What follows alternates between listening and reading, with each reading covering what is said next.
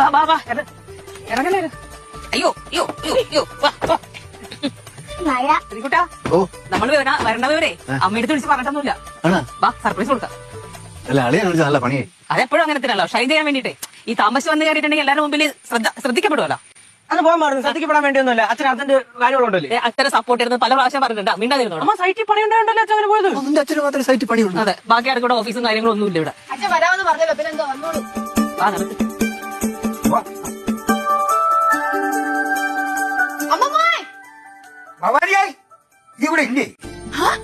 മക്കളെ എല്ലാരും ഉണ്ടല്ലോ. നിങ്ങൾ എന്താന്ന് വിളിക്കുക പോലും ചെയ്യാതെ.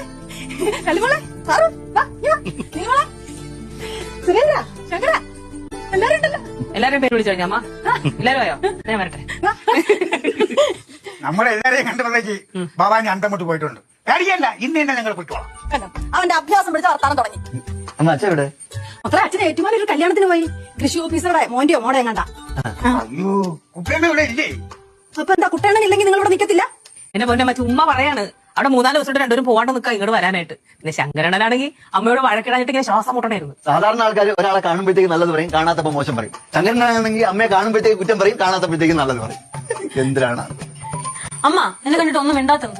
നീ എന്റെ മോളല്ലയോ, നിന്നോട് പ്രത്യേകിച്ച് എന്താ മിണ്ടാനാ? അമ്മയുടെ കനം കുറഞ്ഞ ദോശയും കട്ടിച്ചമ്മന്തി റെഡിയല്ലേ? ഓ റെഡിയാ.